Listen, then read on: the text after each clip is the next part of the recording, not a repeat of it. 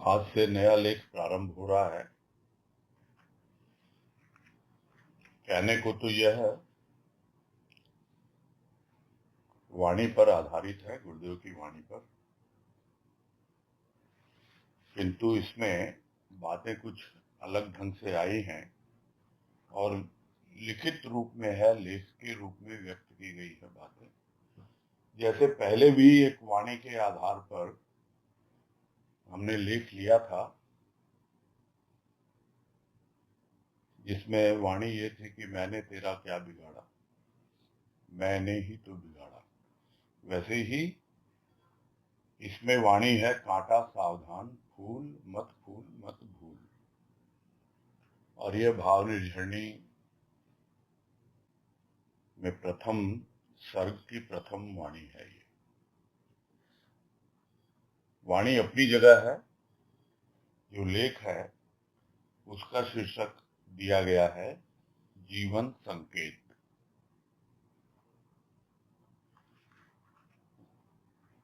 एक जीवन है, सबको एक ही जीवन मिला है, मानव जीवन। अब यह जीवन हमें क्या संकेत करता है, क्या इशारा करता है, क्या बतलाता है, इसके बारे में हमें ठीक से पता नहीं होता है। किंतु इसी जीवन में जब सद्गुरु आ जाते हैं, संत आ जाते हैं, तो हमें धीरे धीरे समझ में आने लगता है कि हमें जीवन किस प्रकार व्यतीत करना है। वो हमें संकेत देते हैं, इशारा करते हैं। अब समस्या क्या होती है कि संकेत में भाषा नहीं होती, मुख से नहीं बोला जाता, अक्षर भी नहीं लिखे जाते। संकेत एक प्रकार का चित्र होता है, चिन्ह होता है, निशान होता है, जिससे हमें पता लगता है, इशारा होता है। संत इशारा करते हैं, देखो कहाँ है तुम्हारे भीतर छिपा हुआ परमात्मा। और इशारा करते हैं अपनी उंगली से, जैसे किसी को हम इशारा करते हैं, भाई इधर रास्ता है।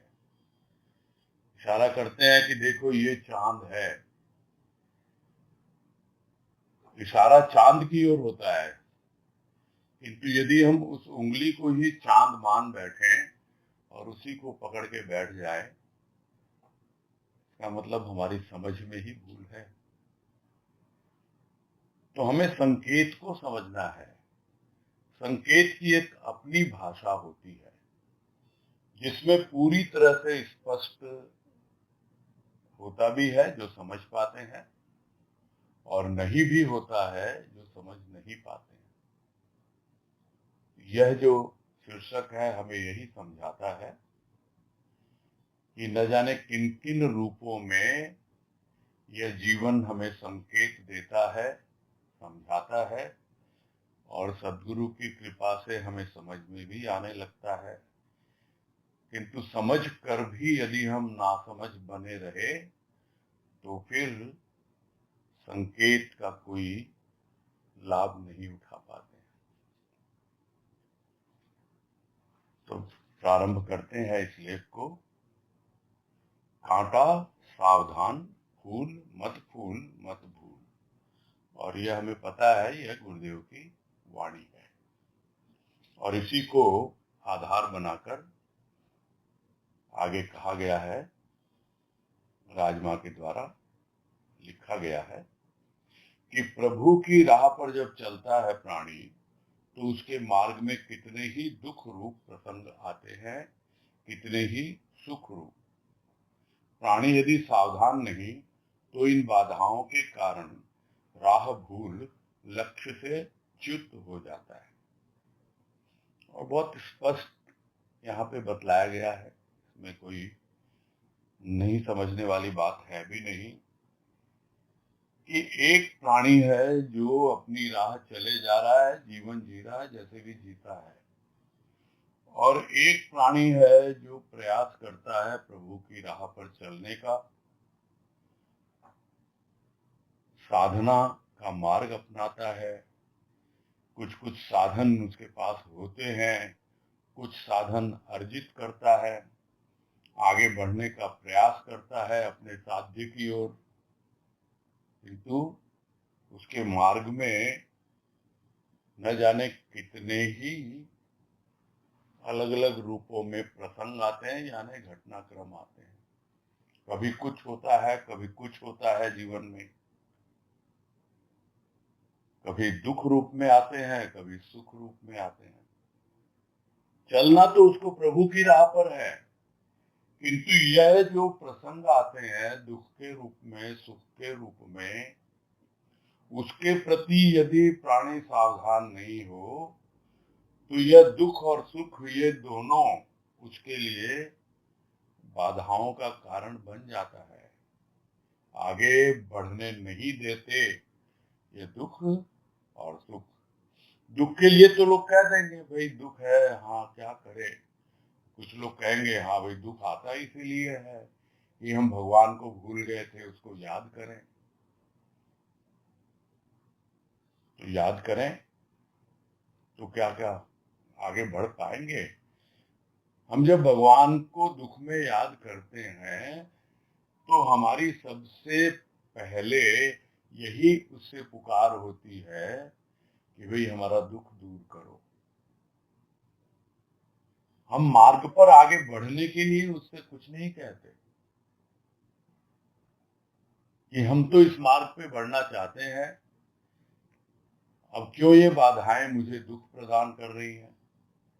और जब सुख आता है तब तो हम बड़े फूले नहीं समाते, कितने प्रसन्न हो जाते हैं, किंतु यह सुख भी हमें प्रभु की राह पर आगे बढ़ने में बाधक साबित होता है। बहुत कम लोगों को यह पता चलता है। सुख आता है उसमें रम जाते हैं, तो भूल जाते हैं, अपनी राह से हट जाते हैं। और जब दुख आता है तो बस दुख के निवारण के लिए ही हम बस पागलपन के हद तक उसे गुहार लगाते रहते हैं। तो दोनों ही केसेस में हम अपने लक्ष्य से अलग हो जाते हैं। हमारा लक्ष्य, हमारा जो साध्य है, वहां हमें पहुंचना है, प्रभु तक पहुंचना है। आगे कह रहे हैं किसी की अप्रिय बात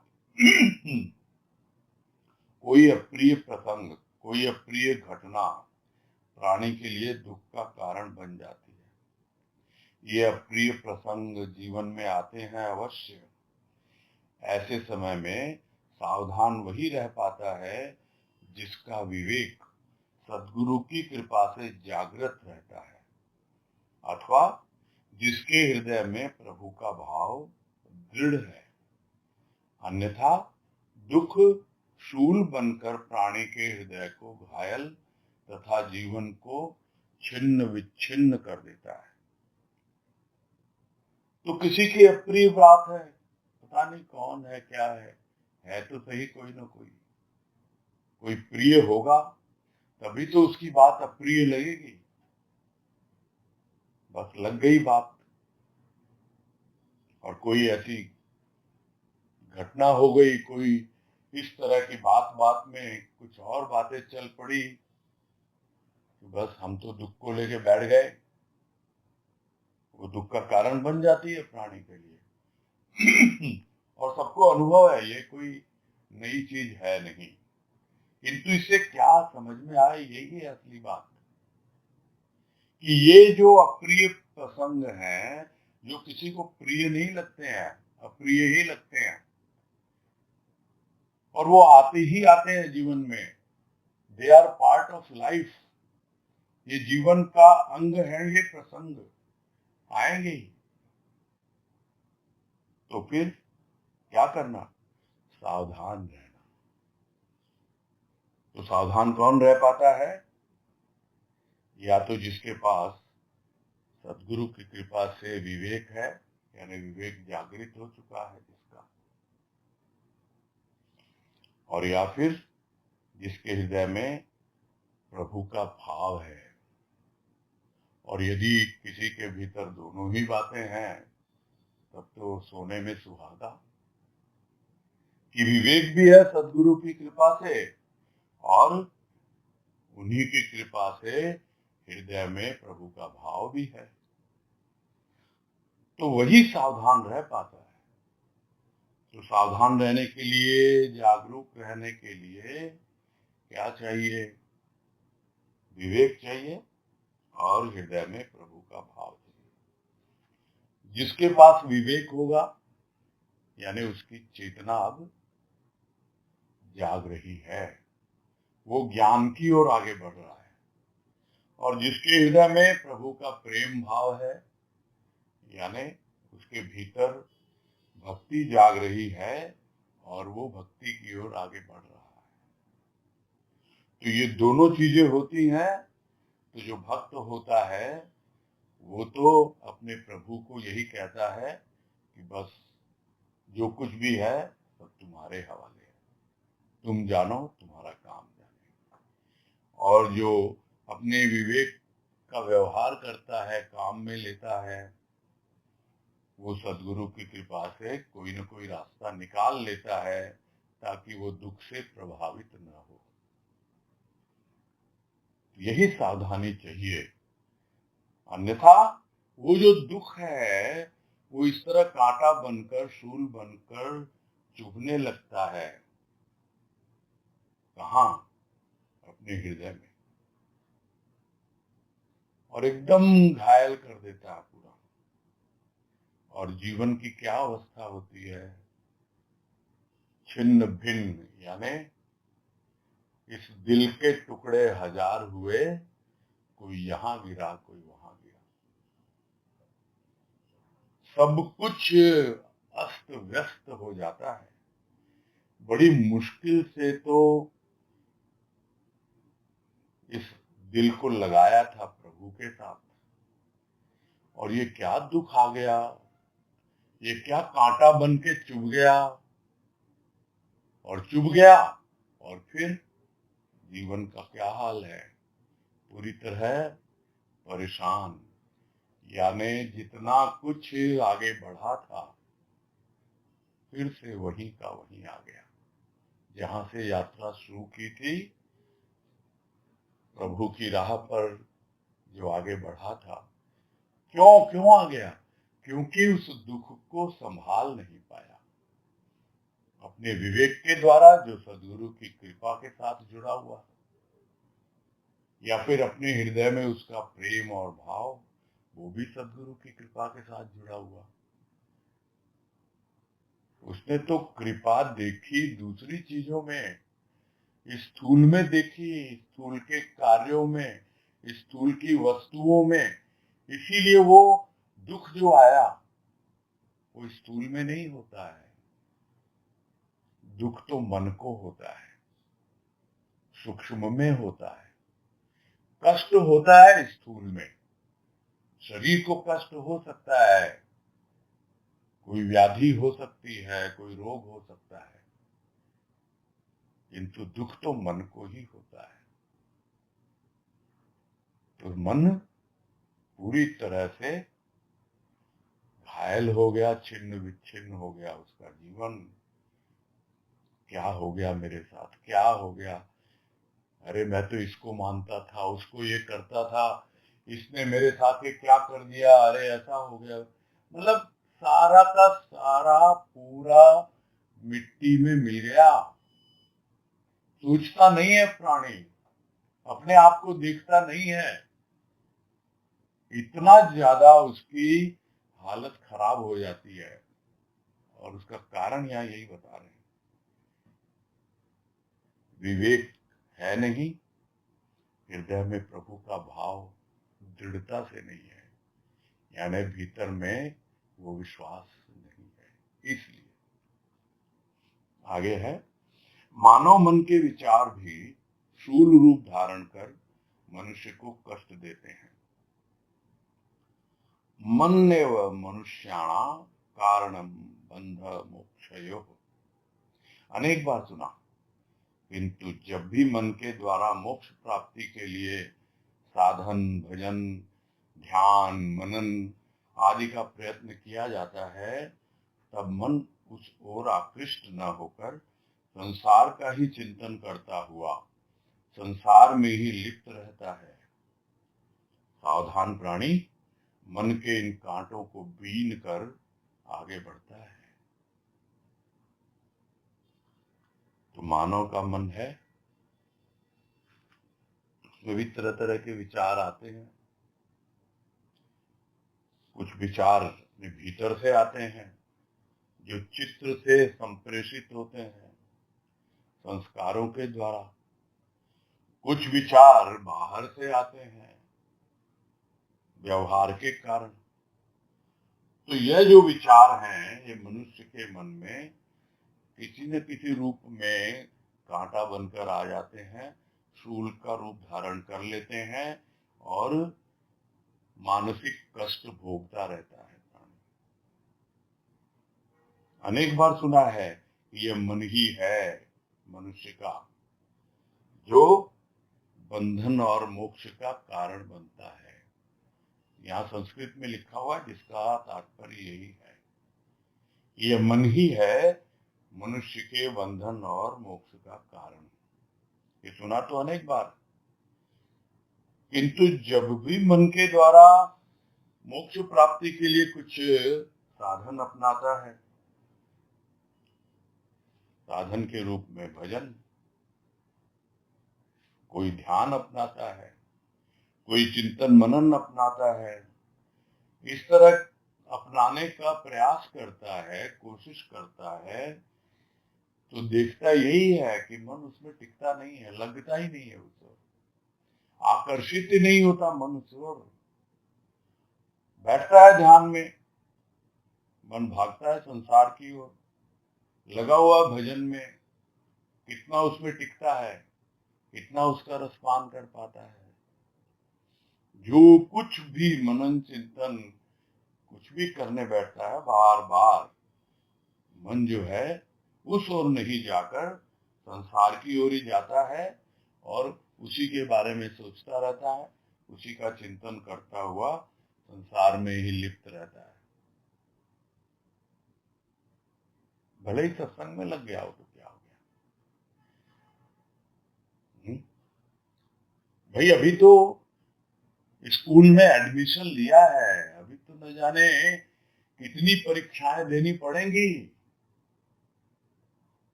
समझ नहीं पाता है। समझ लेता बस मैंने एडमिशन ले लिया, मैं तो सत्संग में आ गया, सत्संगी हो गया है, मैंने तो साधन अपना लिया, मैं तो भजन करता हूँ, ध्यान करता हूँ। अरे अपने मन को देखना है कि अगर इन सब में करते हुए भी यदि हमारा मन जा रहा है संसार की ओर, तो फिर कौन संभालेगा उसको। जो सावधान होगा अपने मन के प्रति, वही संभालेगा। तो सावधान प्राणी जो मन के प्रति है सावधान, वो इन कांटों को बीन कर आगे बढ़ता है। बीन कर मतलब चुनकर किनारे कर देता है। और नहीं तो यही कांटे उसके लिए बीन बजाते हैं और उसके इशारे पे नाचता है ये मन रूपी सर्प।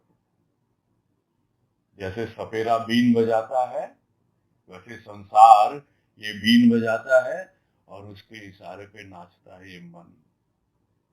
समझ नहीं पाता ये कांटे हैं, किंतु जो सावधान है, सचेत है, जागरूक है, जिसका विवेक जाग गया सदगुरु की कृपा से और जिसके हृदय में हमेशा प्रेम और भाव दृढ़ता से विद्यमान है, जिसे विश्वास है कि बस मुझे तो जीवन में यही लक्ष्य है, मानव जीवन मुझे मिला है और लक्ष्य मैंने निर्धारित कर लिया। अब ये सब कांटे हैं रास्ते में, इनको चुन चुन कर किनारे कर देना है और कुछ नहीं करना। आगे है, स्वर्ण में खोट है तो खोट को निकालने का क्या उपाय है? उसे अग्नि पर तपाया जाए। जल में रोग के कीटाणु हैं। जल को रोग के कीटाणुओं से मुक्त करने के निमित्त जल भी अग्नि पर चढ़ने पर अथवा कोई कीटाणु नाशक दवा डालने पर अपने वास्तविक रूप में आता है। तो अगर समझ में आ गया, नहीं भाई मेरे मन में खोट है, खोट यानी कुछ खराबी है, कुछ विजातीय तत्व मिले हुए हैं जो होना नहीं चाहिए मन में। ये मन अगर सब जितना खोट दूर हो जाए तो यही मन मोक्ष का कारण बन जाए, जो अभी पहले बताया। सुनते तो आए हैं, ये खोट के कारण ही तो बंधन में बंधा हुआ है। ये मन संसार के इशारे पे नाचता है। ये मन समझ ही नहीं पाता कि ये कांटे हैं जिनको चुन चुन के बीन कर बाहर फेंकना है। तो जिस तरह सोने में खोट है, तो खोट को निकालने का उपाय भी होगा ही ना, पता है सबको। इसको आग पे तपाया जाता है, और ऐसा भी नहीं है कि बड़ी आसानी से पिघल जाता है सोना। सोने का मेल्टिंग पॉइंट, पिघलने का जो है, वो भी काफी ऊंचा है। काफी देर तक तपाना पड़ता है उसको, तब जाके उसका खोट निकलता है। और उसी प्रकार जैसे जल है, उसमें भी खोट है, यानी कीटाणु है उसमें, उसको भी तपाना पड़ता है आग पर। सब लोग यही कहते हैं, भाई पानी बॉयल करके पियो। लोग कहते नहीं हम तो आरओ का वाटर पीते हैं। बोले नहीं, उसके बावजूद भी आप उसको बॉयल कीजिए। ये है असली चीज, कीटाणु मुक्त करना है। और वो बिना उबाले हुए नहीं होता है, बिना आग पे चढ़े हुए नहीं होता, और या फिर कोई कीटाणु नाशक दवा उसमें डाल दी जाए, तो फिर जैसा होना चाहिए जल को। तो ये उदाहरण से क्या समझा रहे हैं? यही ना, कि जो भी खोट है मन में, जो भी कीटाणु लगे हुए हैं, जो भी रोग लगा हुआ है मन को, उसको दूर करना ही पड़ेगा। आगे है, जल जीवन का कारण है। वही जल जब दूषित होता है तो मृत्यु का कारण बनता है। जीवन दायिनी वायु का संसर्ग जब दूषित वस्तुओं के साथ होता है तो वह भी कष्टदायी हो जाती है। बिल्कुल सही बात है। वो जल है, जीवन का कारण है। वैसे ये मन है जो मोक्ष का कारण है। मोक्ष प्राप्ति हो सकती है मन से, किंतु जैसे जल दूषित होता है, तो उस दूषित जल को यदि कोई ग्रहण कर ले तो हो सकता है मृत्यु को प्राप्त हो, मृत्यु का कारण बन जाता है वो जल। भले ही वायु कितनी शुद्ध है, जीवन देती है, किंतु यदि उसका संपर्क हो दूषित वस्तुओं से, यानी गंदगी से, किसी पॉइजनस गैस के साथ, तो होगा क्या? वो भी कष्टदायी तो होगी, और हो सकता है मृत्यु का कारण भी बन जाए। तो क्या दोष वायु का है? क्या दोष जल का है? क्या दोष मन का है? नहीं, ये अपने आप में शुद्ध है। यह तो हमारी संगत के कारण, वायु को किसका संग मिला, किसका संसर्ग मिला? दूषित वस्तुओं का। जल को किसका संसर्ग मिला? दूषित कीटाणुओं का। तो महत्वपूर्ण क्या है यहां समझने के लिए, कि मन को भी जिसका संग मिलता है, जिसका साथ मिलता है दूषित विचारों का, तब वो भी दूषित हो जाता है और वो कष्टदायी हो जाता है। उसी बात को आगे समझा रहे हैं कि मन अपने शुद्ध रूप में मुक्ति का ही कारण है। मन आनंद प्राप्ति का इच्छुक है, किंतु रज तम के मिश्रण के संस्कारों से ग्रस्त होकर मनुष्य के लिए कष्टकारक बना हुआ है। मन के खोट को दूर करने के लिए इसे प्रेम भक्ति की अग्नि पर तपाना आवश्यक है। अनवरत प्रभु मिलन की लगन की अगन पर आरूढ़ मन ही निरर्थक विचारों, संसार को दुर्बल बनाने वाली भावुकता से बच सकता है। सात्विकता से भरपूर मन स्वतः ही प्रभु की ओर उन्मुख रहता है, आनंद में मगन रहता है। तो यदि मन शुद्ध हो तो अपने आप ही मुक्ति है। और यही है, जब मन अपने शुद्ध रूप में आ जाता है तो मुक्ति का कारण रहता है वो। और इसीलिए मन जो है भीतर में देखा जाए ना, गहराई में, वो हमेशा आनंद प्राप्त करने के लिए इच्छुक रहता है, किंतु उसको पता नहीं है कि आनंद होता क्या है। यह विडंबना है और कुछ नहीं। इच्छुक तो है मन, किंतु दो प्रकार के गुण है जो उसके संस्कारों को प्रभावित करते हैं। एक है तम, एक है रज।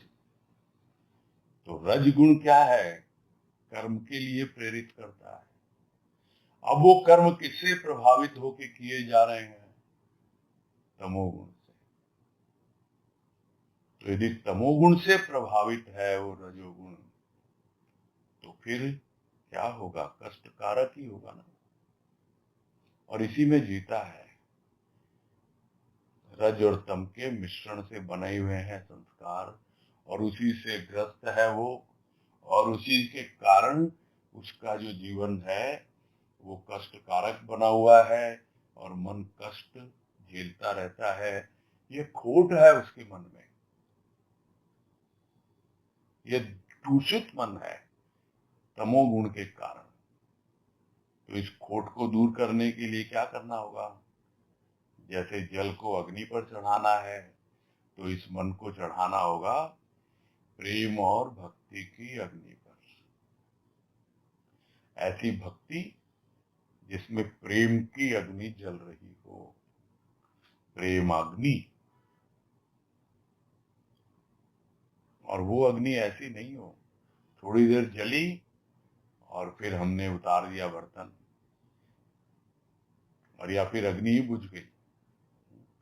अनवरत, निरंतर, लगातार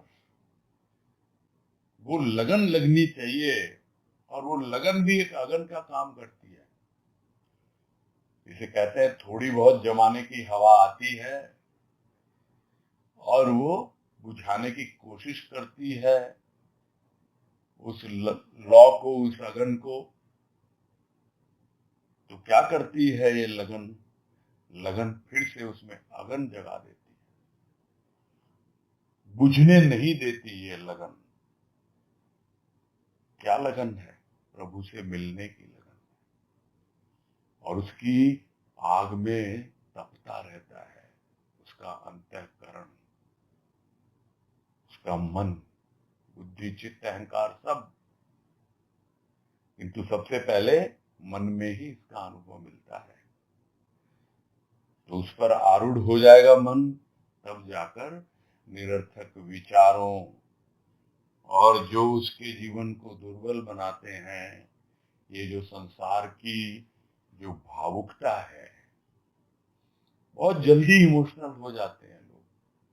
ये नहीं करूंगा, बच्चों का क्या होगा, ये पति ये बोल देगा, पत्नी ऐसे कर देगी, ये।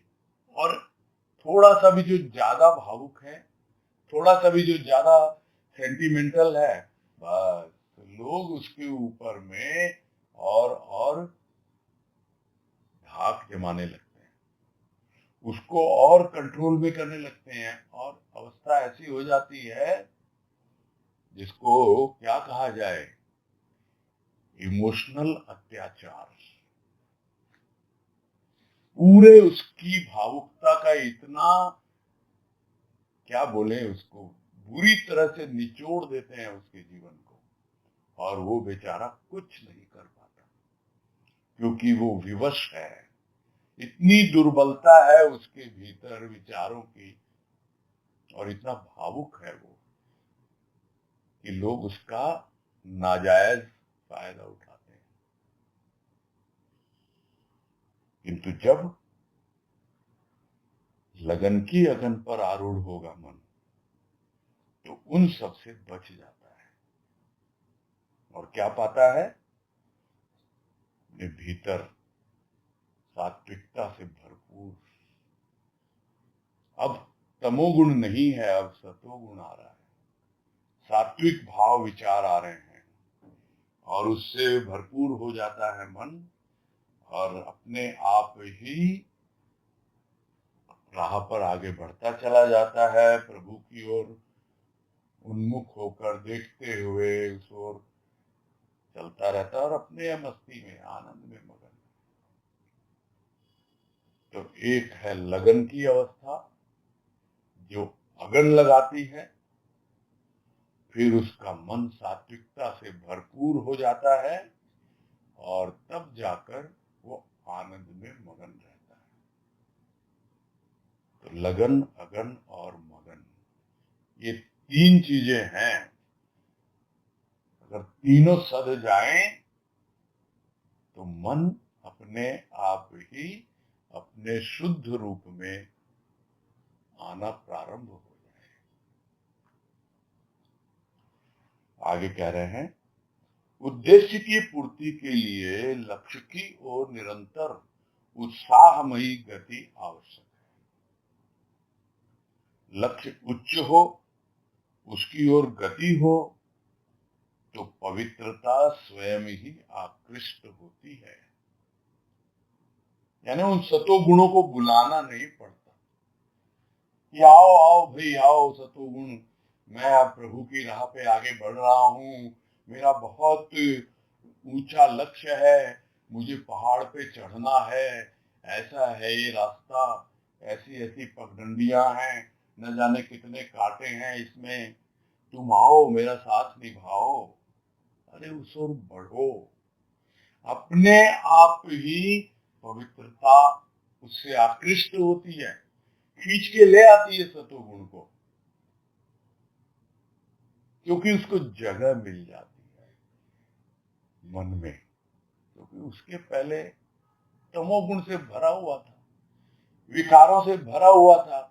अब विचार बदल रहे हैं, तो अपने आप ही उसको समझ में आने लगता है कि कैसा उसका उद्देश्य है। उसका उद्देश्य है प्रभु की प्राप्ति, और वो कहाँ है उसका लक्ष्य, बहुत ऊंचा लक्ष्य है, किंतु उसके उत्साह में कोई कमी नहीं है, बढ़ता चला जाता है। जीवन मिला इसीलिए है मुझे, उत्साह में कोई कमी नहीं है, और आवश्यक है वो, नहीं तो फिर क्या, ढीला हो जाएगा, सुस्त हो जाएगा, बैठ जाएगा, इधर उधर भटकने लगेगा। पहाड़ों के किनारे बड़े प्राकृतिक दृश्य भी होते हैं, उनमें उलझ जाएगा। ऊंचा है लक्ष्य, उच्च लक्ष्य है, और उसकी ओर गति है, निरंतर उत्साहमयी गति है। बस फिर क्या चाहिए, अपने आप ही सतोगुण खींचे चले आते हैं, बुलाना नहीं पड़ता उनको। आगे है, लक्ष्य विहीन जीवन किसी भी बात को पकड़ उसी के विषय में धारावाहिक चिंतन करता एवं इस प्रकार अपने मन को भर लेता है, दोषारोपण अन्य पर करता है। सावधानी की यही तो आवश्यकता है। यदि उद्देश्य है मन को पावन रखकर परम पिता के चरणों में समर्पित करने का, तो गंगा की तरह बहना है, किसी भी मलिन बात पर रुक नहीं जाना। गंगा किसी भी प्रकार के मल से दूषित नहीं होती, अपितु बहा ले जाती है मल को, इसीलिए पवित्र है। फूल चढ़ाने पर भी वह रुक नहीं जाती, उसे भी बहा ले जाती है। सागर के वक्ष पर बड़े बड़े जहाज, किंतु अनेक जंतु किलोले करते हैं, किंतु सागर रुक नहीं जाता, निरंतर प्रवाहित रहता है। तो जो लक्ष्य विहीन जीवन है, यानी जिसके जीवन में कोई लक्ष्य है ही नहीं, तो मानवीय बात है, वो उसका मन ढूंढता रहता है कुछ ना कुछ, कभी ये टॉपिक कभी वो टॉपिक, कुछ भी लेगा। और ये तो बड़ा कॉमन है आजकल, जिसके जीवन में कोई लक्ष्य नहीं है, वो अपना लेके बैठा है अपना मोबाइल को, कुछ कभी कौन से ग्रुप में जाके देखता है यहाँ क्या हो रहा है, किसने क्या पोस्ट किया, ये कभी वहां, इन्हीं सब चीजों में, क्योंकि उसका लक्ष्य क्या है पता ही नहीं उसको, मन इन्हीं सब चीजों में रमा हुआ है, और किसी भी बात को पकड़ लेगा और पकड़ के उसी के विषय में धारावाहिक चिंतन, जैसे टीवी में आते हैं धारावाहिक, एक सीरियल होते हैं, धारावाहिक मतलब सीरियल, एक एपिसोड हो गया फिर मन नहीं भरा, फिर दूसरा, फिर तीसरा, तो मन जो है उसी के विषय में पूरा चिंतन करता रहता है, और जीवन इसी तरह चलता रहता है, और पूरा मन उन्हीं सब विचारों से भरा रहता है। कौन सा मन, कौन सा जीवन जिसके जीवन में कोई लक्ष्य नहीं है, वो लक्ष्य विहीन है, इसीलिए किसी भी बात को पकड़ लेता है, उसके विषय में लगातार चिंतन करता रहता है, और उसका मन उसी से भर जाता है, और दोष देता है दूसरों को, इसने मुझको ऐसा बोला, अरे बोला बोल दिया, अब उसी का चिंतन करता रहेगा बार बार बार बार। बात हुई सिर्फ 2 मिनट और चिंतन किया 2 घंटे, और उसने भी निपट जाए तो बहुत, लगता रहता है, चलता रहता है धारावाहिक, उसी बात को घुमा फिरा के सोचता रहेगा, और भी कहां कहां से पकड़ के ले आएगा, और उन्हीं पे बातें सोचता रहता है, दूसरों को दोष देता रहता है। बस यही तो वो टाइम है जब सावधानी की आवश्यकता है। यदि सावधान है तो सबसे पहले तो अपने लक्ष्य पे ध्यान जाएगा कि मेरा लक्ष्य तो बहुत ऊंचा है भाई, उस ओर मुझे आगे बढ़ना है, और मैं ये क्या आलतू फालतू चीजों में उलझ गया, नहीं नहीं हटो यहां से, हटो, फट से मन को हटाएगा वहां से, यही सावधानी है। तो उद्देश्य यदि है मन को पवित्र रखा जाए और इन सब गंदगियों से भरा न जाए, उल्टी सीधी बातों से, किसी ने क्या कह दिया, कहाँ क्या पढ़ लिया, कहाँ क्या सुन लिया, कोई दुख लेके आ गई बात, कोई चिंता लेके आ गई, कोई क्रोध से भर दिया किसी ने कुछ कर दिया, बस दूसरों को दोष देते रहो। अरे ये तो तुम्हारा मन बीन के लाता है इन कांटों को, तुम्हें तो कांटे बीन के अपना रास्ता साफ करना है, हटाना है इनको, और या फिर बनो गंगा की तरह, बहा के ले जाओ, जो आगे कह रहे हैं कि भाई उसको तो मन को पावन रखना है, गंगा की तरह बहना है, और पहुंच जाना है परम पिता के चरणों में, जहां आनंद का सागर लहलहा रहा है, वहां पहुंचना है। तो किसी छोटी मोटी बात पर किसी ने कुछ कह दिया, हो सकता है मलिन बात है, गंदगी है, उल्टा सीधा कुछ भी हो सकता है, किंतु रुक जाना है क्या उस पर, नहीं। जैसे गंगा किसी भी प्रकार की गंदगी को सोचती नहीं है, देखती नहीं है, और गंदगी क्या, फूल भी आए उसके लिए सब समान, किसी ने कुछ प्रशंसा की वो भी वही, किसी ने आलोचना की वो भी वही, कुछ नहीं।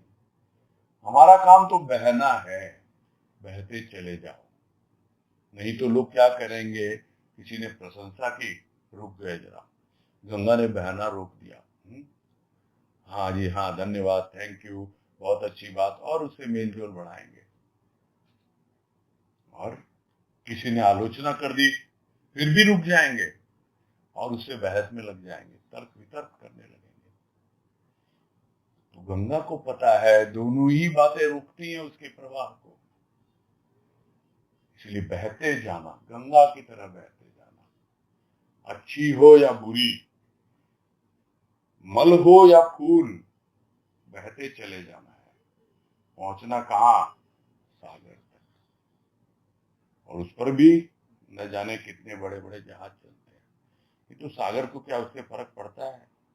यदि सदगुरु की कृपा से हम भी उस अवस्था तक पहुंच जाएं और उसमें समा जाएं, तो भी क्या फर्क पड़ता है? सदगुरु को कोई फर्क पड़ता है? नहीं। वैसे सागर को कोई फर्क थोड़ी पड़ रहा है, उसके ऊपर कितने बड़े बड़े जहाज चलते हैं, उसके भीतर कितने प्रकार के जीव जंतु जीवित है, किलोले करते हैं, मस्त रहते हैं, किंतु सागर का क्या काम है? उसको आश्रय देना, सबको संभाल के रखना। यहाँ निरंतर प्रवाहित से यही मतलब है कि वो जो उसे करना है वो करता है। गंगा बहती है, प्रवाहित है। हाँ, सागर में हिलोरे उठना, लहरें उठती है, प्रसन्न होता है सागर। देखो कितनी नदियां आई हैं मुझसे मिलने, देखो कितना लक्ष्य तक पहुंच गए हैं लोग, कितनी प्रसन्नता मिलती है गुरुदेव को जब उसके पास पहुंचती है ये नदियां बहते हुए। हिलोरे मारता है उनका हृदय, लहरें उठती है कितनी ऊंची ऊंची, समझ नहीं पाते हैं हम। यह अवस्था है सागर की, यह अवस्था है नदियों की। आगे है, मनुष्य तनिक सा अपमान मिलने पर मन को कलुषित कर रुक जाता है, तभी उसके उद्देश्य की सफलता में संशय होता है। संशय क्यों आया? कि वे सफल होंगे कि नहीं होंगे, इसलिए आया। किसी ने थोड़ी सी आलोचना कर दी, किसी ने थोड़ा सा अपमान कर दिया, बोल दिया। क्योंकि हर कोई तो एक्सपेक्ट करते हैं ना, घर वाले, भाई ये तो सत्संगी है, इसमें तो ये परिवर्तन दिखना चाहिए, और दो बातें बोल देंगे। अरे तुम क्या सत्संग करती हो, इतने महीने सालों हो गए तुमको, है? अभी तक भी ऐसे ही कर रही हो। बस हम अपमानित महसूस करने लगते हैं, और वो जो हम अपमान महसूस करते हैं वो हमारे मन को कलुषित करता है, ये समझ लेना चाहिए। और हमारी सफलता, यानी हम लक्ष्य तक, अपने उद्देश्य तक पहुंचेंगे कि नहीं? अरे हमने उनकी बातों को दिल पे ले लिया। अपना व्यवहार संयत रखना है। कोई कुछ भी बोले, लोग तो टोंट करेंगे ही ना, तीखे वचन बोलेंगे ही, क्योंकि वो वैसा नहीं कर पा रहे हैं। और दूसरे अगर लगे हुए हैं उसमें, देखते हैं ये तो बहुत शांत रहता है, बहुत मगन रहता है। ठीक है, कभी कभी विचलित हो जाता है, उसको भी संभालना है। इसका मतलब यह नहीं कि हम बिल्कुल ही उस अपमान को सह न पाए, मन को कलुषित कर बैठे। उनका काम है अपमानित करना, हमें उस पर ध्यान नहीं देना। तो रुक जाता है प्राणी, उसका मन कलुषित हो जाता है, भीतर में गंदगी आ जाती है।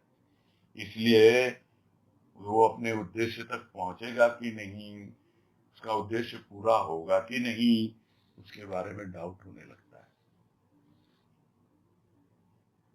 तो ये सब तो किसकी बातें हुई?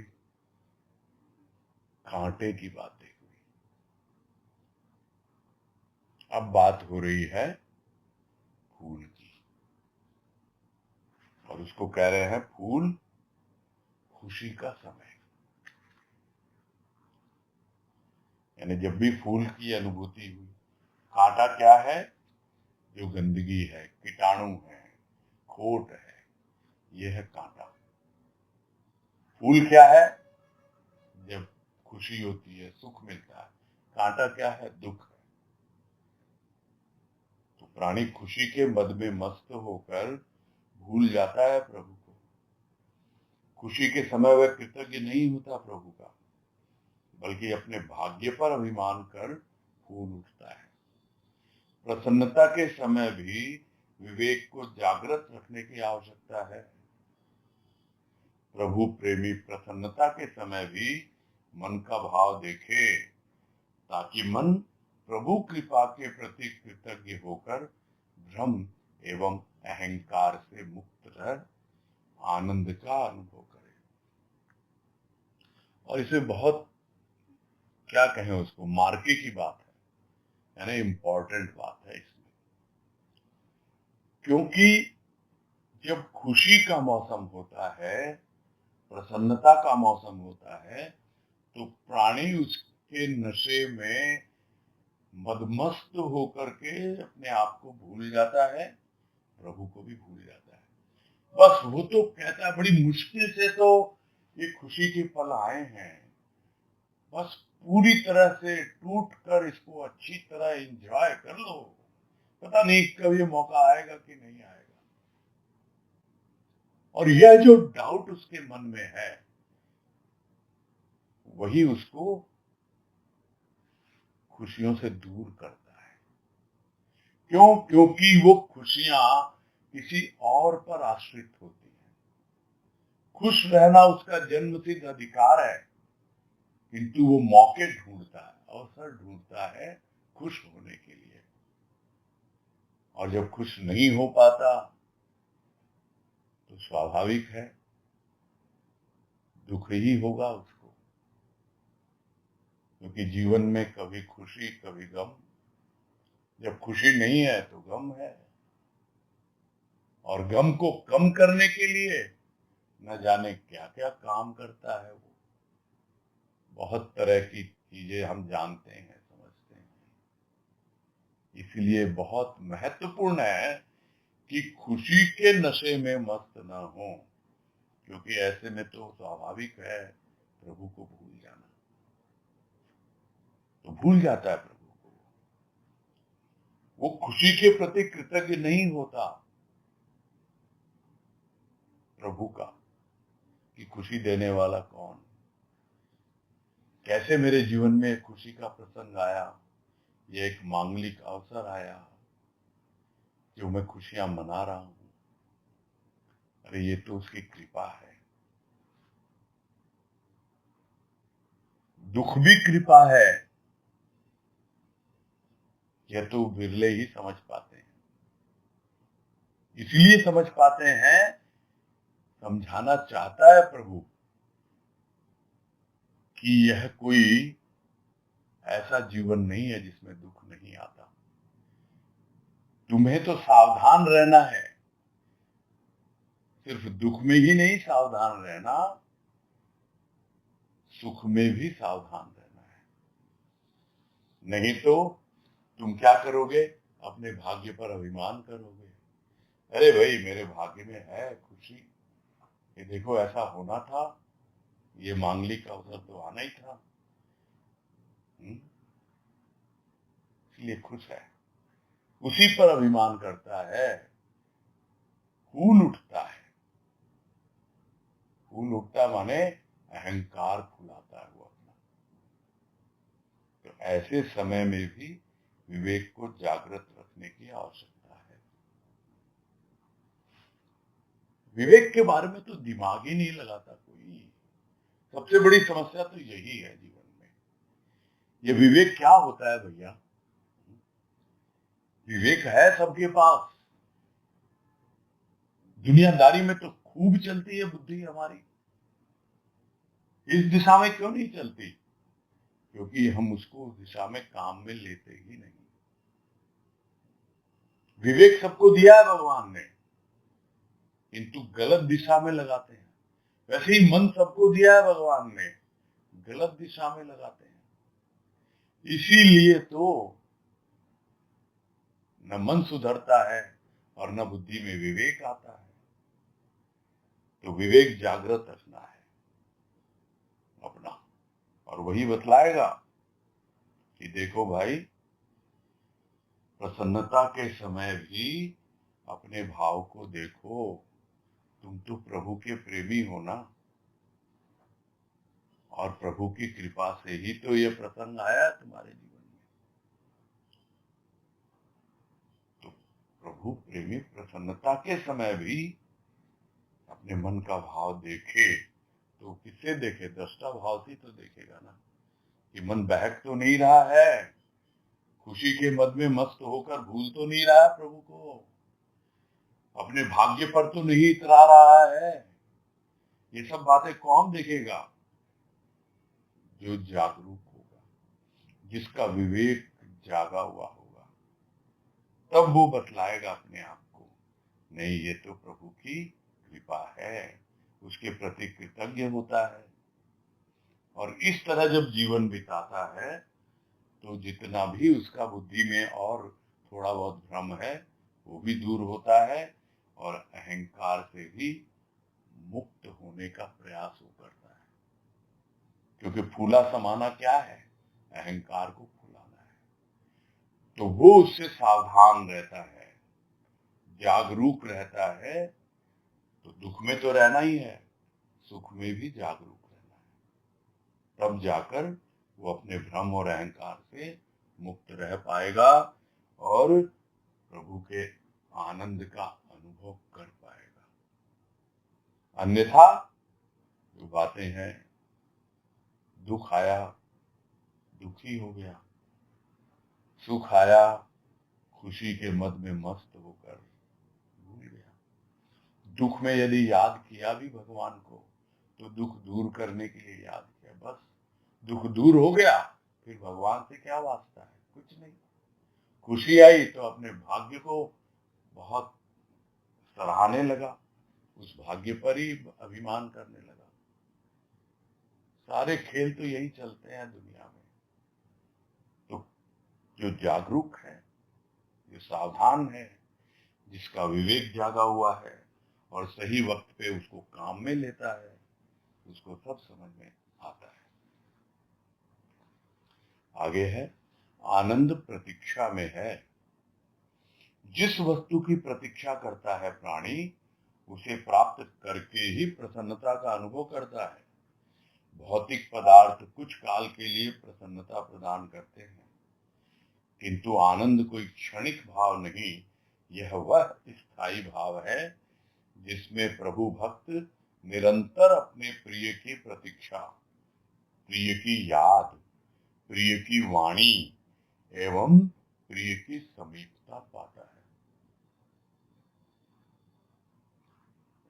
इसको इतना आसान नहीं है समझना। प्रतीक्षा में आनंद, अरे हमें तो जल्दी से जल्दी चाहिए, और तो जल्दी से जल्दी चाहिए तो हड़बड़ी लगी रहेगी, फिर एंजॉय कैसे करोगे? रिलैक्स ही नहीं हो आप। जब आप प्रतीक्षा में होते हो तो अपने आप ही जब वो वस्तु प्राप्त होती है तब जाकर आनंद मिलता है। चलते रहो, बैठे नहीं रहना है। यह कोई वेटिंग रूम नहीं है, प्रतीक्षालय नहीं है कि सत्संग में आए और हम बैठ गए वेटिंग रूम में, प्रतीक्षा कर रहे हैं जी हमारा सब कुछ मिल जाएगा हमको। नहीं, गतिशील तो रहना ही है, आगे बढ़ना ही है, किंतु हड़बड़ाहट नहीं चाहिए, इम्पेशेंट नहीं होना। तो जिस वस्तु की प्रतीक्षा करता है प्राणी, जब वो मिलती है तो कितनी खुशी उसको होती है, ये सबको पता है। भौतिक पदार्थ भी मिलते हैं और यदि फट से मिल गए, कोई प्रतीक्षा ही नहीं की उसकी, तो क्या हुआ? प्रसन्नता तो मिलती है, थोड़ी देर के लिए मिलती है। भाई किसी को संतान नहीं हो रही है, प्रतीक्षा करता है और होती है, कितनी खुशी मिलती है। और वही विवाह हुआ नहीं और संतान हो गई, कोई प्रतीक्षा ही नहीं की, तो क्या होगा उसको? ठीक है, थोड़ी देर को प्रसन्नता मिलती है, बाद में तो ये सब बातें समझ में आती हैं इन सब उदाहरणों से। किंतु आनंद, आनंद कोई क्षणिक भाव नहीं है, वो तो एक ऐसा स्थायी भाव है जिसमें प्रभु भक्त निरंतर लगा रहता है, यानी कंटिन्यूटी है उसमें, गतिशीलता है उसमें। क्या है वो? प्रिय की प्रतीक्षा है। आगे बढ़ रहा हूं किंतु प्रतीक्षा है मुझे, प्रिय मुझे मिलेगा। जो भी थोड़े बहुत उसके अनुभव मिले हैं वो उन्हीं यादों का संबल लेकर, उन्हीं यादों के सहारे बढ़ता चला जाता है। और जो उसके प्रभु की वाणी है, प्रिय की वाणी, वो उसे और उत्साहित करती है, उमंग से भरती है, आनंदित करती है, साथ ही साथ धैर्य रखने के लिए भी, प्रतीक्षा करने के लिए भी उसे प्रेरित करती है। तो इस तरह प्रिय की वाणी है और उसी वाणी में वो प्रिय की समीपता पाता है कि कहीं दूर नहीं है मेरा प्रिय, मेरा प्रभु इस वाणी के माध्यम से मेरे हृदय में अपने भाव की अनुभूति दे रहा है, मुझे समझा रहा है कि हाँ भाई तू चलता चल, इसमें भी आनंद है। और तेरा अंतिम लक्ष्य क्या है? आत्मानंद। तो आनंद इसमें भी है, अभी तुझे इस प्रतीक्षा में आनंद लेना है और आगे बढ़ते चले जाना है पूर्णानंद की ओर, परमानंद की ओर।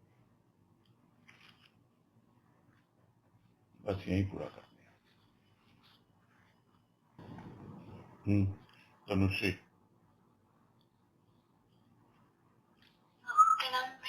हाँ नमस्कार, बोलो। ये आज का तो बहुत ही अच्छा लगा, मुझे ऐसा लगा पूरा मन का अपनी पूरी ग्रंथियां खुल के लगती है और इतना अच्छा एनालिसिस कभी सुना ही नहीं मन का, बहुत ही अच्छा लगा। नहीं, वो तो पहले जब हुआ था गुरुदेव का लेख मन और तन, तब भी तो हाँ, वो बात ठीक है कि काफी पहले की बात है, वो शुरू शुरू की बात है।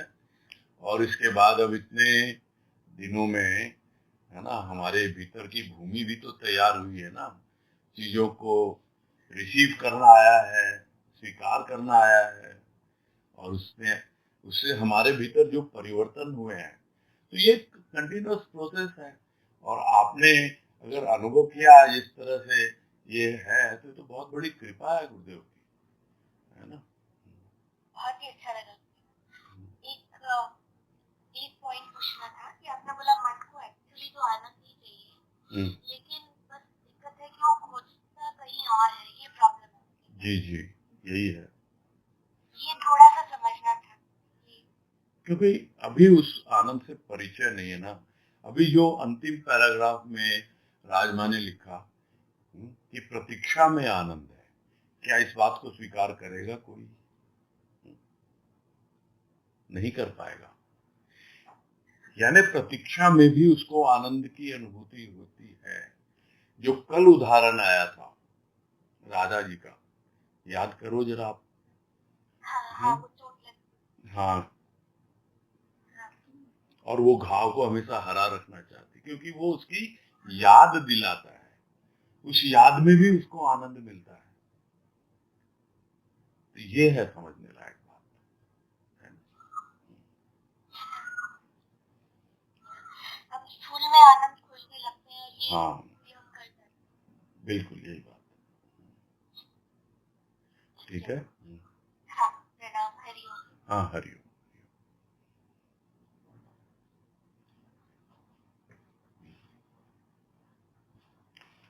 नहीं ठीक है, वैसे तो बहुत ही स्पष्ट लिखा है राजमा ने, और बाकी जैसी गुरुदेव की कृपा उसी ढंग से हम लोग समझने का प्रयास करते हैं। ये जो हम चर्चा करते हैं, सत्संग करते हैं, कुछ भी समझे, उसका उद्देश्य यही होता है कि भाई हमारे जो पूजनीय हैं उन्होंने अपने अनुभव व्यक्त किए हैं और हम उनसे कुछ सीखें, समझें। मैं तो समापन की ओर बढ़ रहा था और यहाँ हैंड रेज आ गया। चलिए अब फटाफट पूरा करना पड़ेगा। हाँ बोलिए सुधा तुलसियान। प्रणाम भैया। हाँ नमस्कार, बोलिए। ये जो बात आई थी कि यह आनंद स्थायी भाव है, और मुझे तो स्थायी भाव से तात्पर्य यही नहीं कि मतलब जब तक ये स्थायी, जो चीज स्थायी से मतलब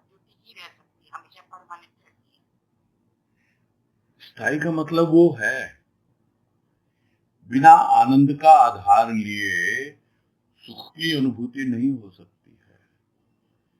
जो बातें हम लोग हमेशा करते रहते हैं ना, कि बिना सत्य का आधार लिए मिथ्या भी नहीं है अस्तित्व उसका, वैसे ही है। स्थायी क्या है, परमानेंट क्या है, वो आनंद। लेकिन उसके ऊपर मुलम्मा चढ़ा हुआ है सुख का, इसलिए हम सुख को आनंद मान बैठते हैं। ये है, ठीक है।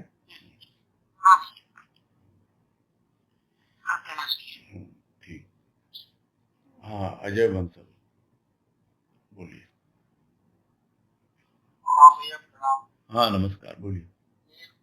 जो प्रतीक्षा की बात आई इसमें कुछ इस तरह से समझ में आ रहा है कि एक मुझे लगता है कि डेस्टिनेशन में पहुंचेंगे तब आनंद आएगा, और एक है जर्नी को भी एंजॉय करना है। ऐसा सोचना है प्रतीक्षा का भाव। हाँ, प्रतीक्षा का मतलब रुकना नहीं है, चलते जाना है। लेकिन हाँ, ये है कि मेरा प्रभु मुझे मिलेगा ही मिलेगा। I am waiting for him. अपने भीतर ये विश्वास होता है कि वो मुझे मिलेगा। मैं चलता जा रहा हूँ, ये एक आध्यात्मिक यात्रा है, और बड़े आराम से एंजॉय करते हुए, आनंद उठाते हुए उसका आगे बढ़ रहा हूँ, ये कहने का मतलब। ठीक है, यात्रा को एंजॉय करना। जी हाँ, यात्रा को एंजॉय करना है जी। हाँ प्रणाम। हरिओम। पूरा करते हैं।